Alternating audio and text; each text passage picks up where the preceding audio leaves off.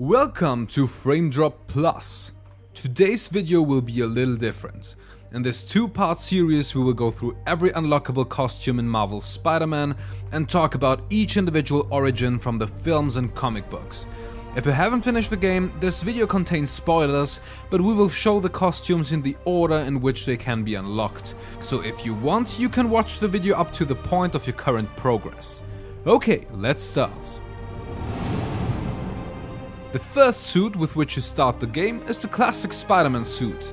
As the name suggests, this suit's origin is in the very first Spider-Man comic released, so that would be Amazing Fantasy number 15, created in 1962 by Stan Lee and Steve Ditko.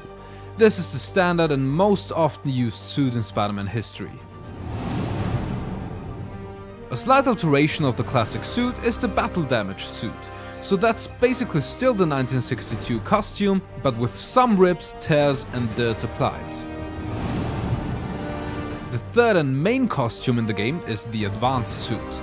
This suit was exclusively created for the game and was used for the cover art and most promotional videos of Marvel's Spider-Man. The advanced suit is Insomniac's modern take on the original red and blue suit that we all know from the comic books and films. The next suit that you can unlock is called Spider-Man Noir. The suit originated in the 2009 comic book Spider-Man Noir number 1. The comic book is a darker, alternate take on the superhero, where the story is set in 1933 during the Great Depression.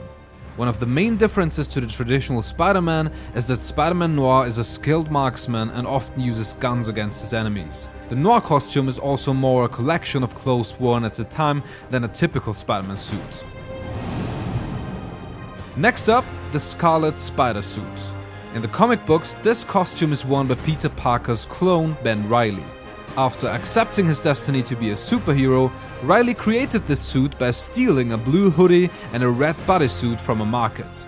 Because he's a clone of Peter Parker, Ben Reilly created this suit in order to keep Parker's identity secret.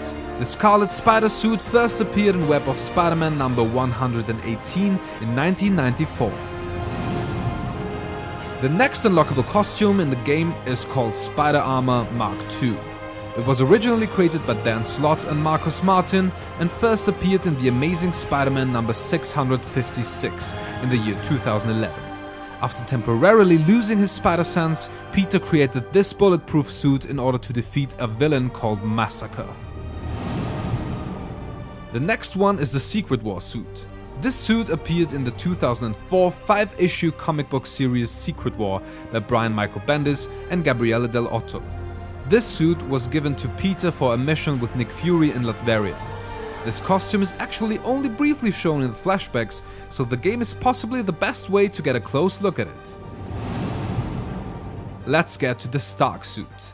As the name suggests, this costume was made and given to Peter by Tony Stark, aka the Invincible Iron Man. This is the first unlockable suit in the game that originates from a film rather than a comic book. The Stark suit was first introduced in 2016's Captain America Civil War and was also used throughout Spider-Man Homecoming. The 9th Spider-Man costume in the game is called the Negative suit. Although one might suggest that this suit's origin is directly tied to Mr. Negative, one of the main villains in the game, it actually appeared 10 years before Mr. Negative even existed. The Negative suit comes from 1998 when Spidey traveled to the Negative Zone in Spider-Man number 90. Although this suit isn't tied to one of the main villains, the next one is. The electrically insulated suit came to life in 1997's The Amazing Spider-Man number 425. Peter Parker created this electric-proof suit to defeat Electro. After the fight, Spidey also improved the suit and added additional padding. In the 2015 crossover comic book event Spider-Verse, Hobart Brown is known as Spider-Punk in an alternate universe. Spider-Punk has the same powers as Peter Parker, but sometimes uses less non-lethal methods against his enemies, such as his electric guitar. This suit first appeared in The Amazing Spider-Man Volume 3, number 10, and was lovingly crafted again by Insomniac for this game. In the Spider-Man world, the wrestler suit comes in many shapes and colors, as this handcrafted suit marks the first public appearance of Peter Parker, who has to hide his identity in the ring. and almost every time the origin story is told, there is a new wrestler suit.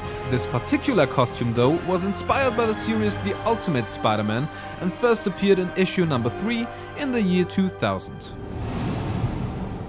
Coming up, the Fear Itself costume. This suit first appeared in the Fear Itself saga and was given to Peter by none other than Tony Stark. Apart from the neon blue lines replacing the traditional black ones on Spider-Man's costume, this suit also features gauntlets with blades on each arm, which were used as melee weapons in the comics. This suit's debut was Fear Itself number 7 in 2011.